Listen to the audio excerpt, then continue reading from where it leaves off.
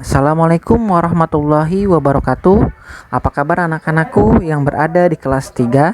Semoga hari ini kalian dalam keadaan sehat, dalam keadaan ceria, dan pastinya semangat dalam menuntut ilmu.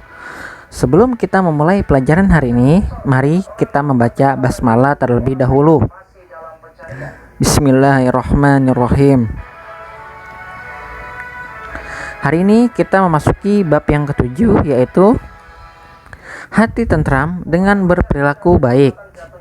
Silakan kalian perhatikan dengan sebaik-baiknya agar kalian mendapatkan ilmu yang bermanfaat dan ilmu yang berguna.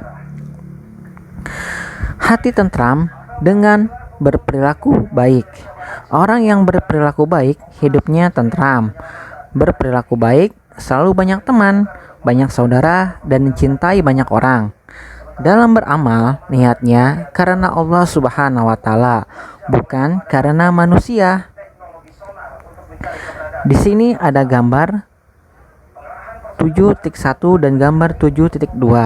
Gambar ini menjelaskan tentang keikhlasan seorang hamba terhadap tugasnya masing-masing. Yang pertama, gambar yang sebelah kiri ada seorang anak yang sedang melaksanakan ibadah sholat. Ia melakukannya ikhlas semata-mata karena Allah Subhanahu wa Ta'ala, bukan karena yang lain, apalagi bukan karena mengharapkan pujian orang lain. Di gambar sebelah kanan, yaitu gambar 7.2, yaitu seorang anak yang ikhlas mengerjakan tugas sekolahnya dengan penuh tanggung jawab. Dia ikhlas. Kenapa dia ikhlas? Karena sudah menjadi tugasnya sebagai seorang pelajar, yaitu belajar, dan dia juga tidak mengharapkan juga akan pujian orang lain. Ikhlas. Niat yang baik menjadi awal perbuatan baik. Niat yang ikhlas akan menghantarkan perbuatan yang ikhlas pula. Allah Subhanahu wa Ta'ala tidak memandang kepada rupa dan harta kita.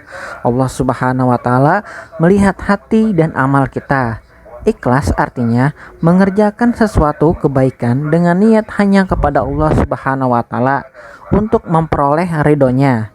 Ikhlas menjadi syarat diterimanya amal. Allah Subhanahu wa Ta'ala berfirman dalam Quran surah Al-Baqarah. A'udzubillahi minasyaitonirrajim. Bismillahirrahmanirrahim.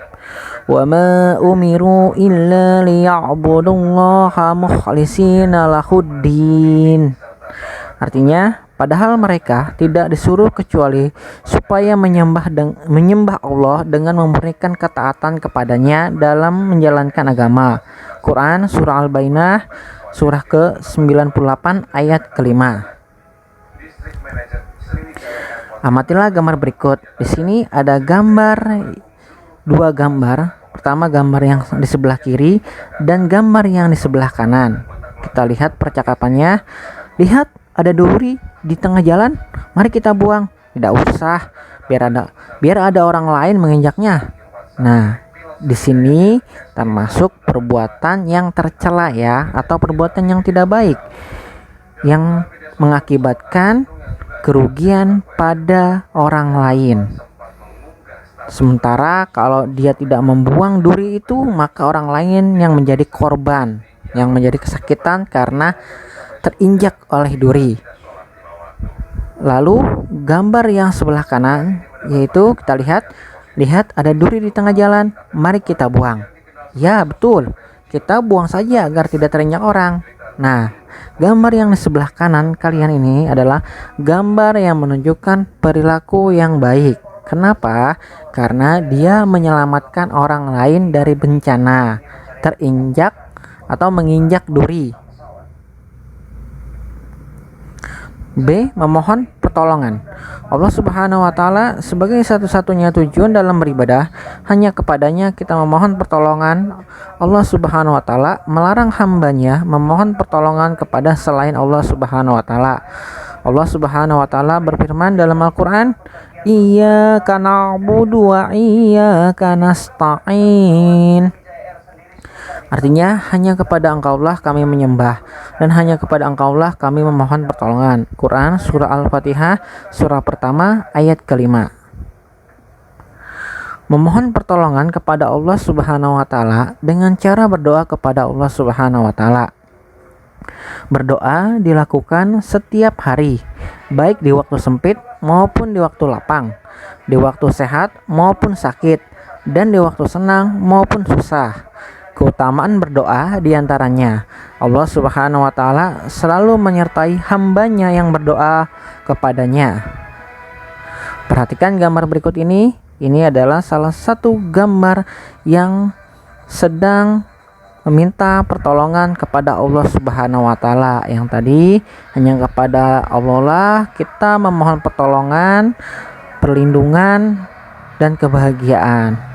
Sering-seringlah kita berdoa dan memohon kepada Allah agar Allah mengabulkan dan selalu senantiasa menjaga dan melindungi kita, bahkan keluarga kita dan orang-orang yang kita cintai dan kita sayangi. Terakhir, di sini ada tugas latihan. Seperti biasa, soalnya ditulis. Silakan kalian mengerjakan di buku tulis agamanya. Mungkin sampai di sini dulu pertemuan kita yang singkat ini.